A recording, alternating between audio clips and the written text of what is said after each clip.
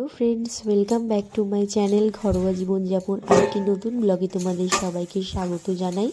আজকে 31 ডিসেম্বর রবিবার, আর এখন সময় হয়ে গেছে সকাল 7:30।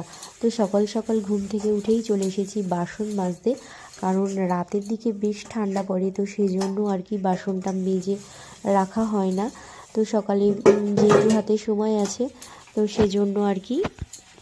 যদিও আমাদের এখানে ঠান্ডাটা কিন্তু তুলনামূলকভাবে অনেকটাই কম, যেহেতু আমাদের এখানটা অনেকটা নোনা এলাকা, তো সেজন্য এখানে ঠান্ডা কিন্তু অতটাও বেশি পড়ে না।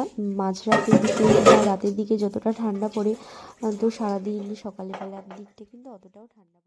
বাসন মাজা কমপ্লিট হয়ে গেছে, আর এখন ব্রাশ করতে চলে এসেছি দেখো সিঁড়ির উপরে। এখন বাবিনের স্কুল ছুটি, তো এখন হাতে বেশ সময় আমার। তো সকাল সকাল সিঁড়ির উপরে ব্রাশটা নিয়ে বেশ চারিদিকের প্রকৃতি দেখবো আর ব্রাশটা করব। সকালে টিফিনে বানাবো রুটি আর তার সাথে লাউয়ের তরকারি। আমাদের রুটিটা সকালে খুব একটা খাওয়া হয় না, সাধারণত আমরা সকালে ভাতই খাই, কারণ সকালে রুটি করার সময় থাকে না, সকালে অনেকটাই ব্যস্ত থাকি আমি। তো সেই জন্য আর আজকে যেহেতু হাতে সময় আছে, তো ভাবলাম একটু রুটি বানিয়ে নিই। আর রুটির সাথে এই শুকনো শুকনো করে লাউয়ের তরকারিটা কিন্তু খুব ভালো লাগে। লাউ চিংড়ি মাছ দিয়েই আমাদের বেশি ভালো লাগে, তবে এই রুটির সাথে এই লাউ মিষ্টি মিষ্টি করে লাউয়ের তরকারিটা কিন্তু খুব সুন্দর লাগে খেতে। আমার লাউয়ের তরকারি কিন্তু রেডি হয়ে গেছে, আর এখন রুটি করে নেব। আর আজকে ভাবছি বাবিনকেও রুটি দেব, কারণ ওর একার জন্য ভাত একেবারে দুপুরবেলায় বসাবো। আর আজকে সকালে খুব একটা ঠান্ডা লাগছিল না, সেই জন্য আমি এই ফুল হাতা শার্টটা পরে নিয়েছি, কারণ অল্প ঠান্ডা পড়লে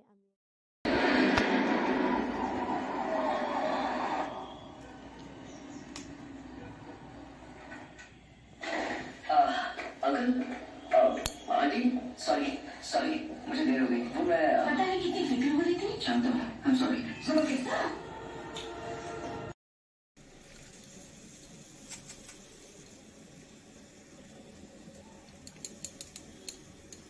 সকালে টিফিন খাওয়ার পর স্নান করে গেছিলাম পুজো দিতে। তো পুজো দিয়ে সোজা চলে এসেছি রান্নাঘরে, কারণ অনেকটা লেট হয়ে গেছে, এখন প্রায় 12:30 মতো বাজে।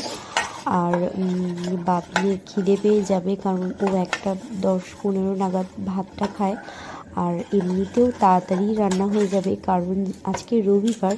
তবে আজকে রান্না করবো ফিশ, কারণ যেহেতু কালকে 1 জানুয়ারি, তো একবারে চিকেনটা কালকেই রান্না করবে, কারণ পরপর দুদিন চিকেন খেতে একদমই ভালো লাগে না।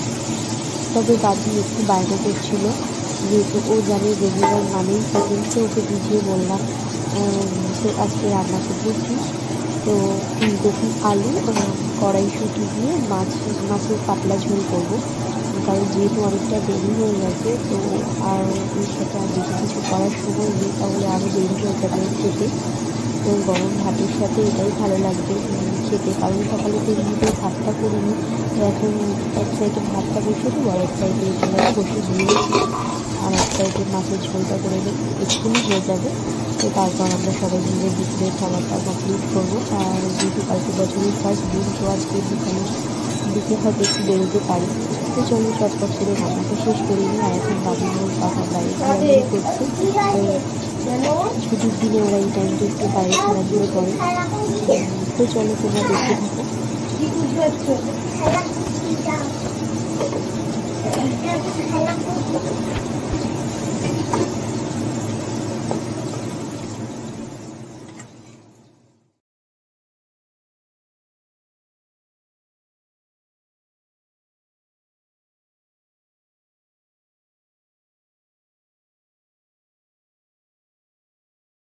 বছরের সাথে সাথে বাবিনের আন্টিকেও আজ আমাকে বিদায় জানাতে হবে, কারণ ওর সামনেই বিয়ে জানুয়ারিতে।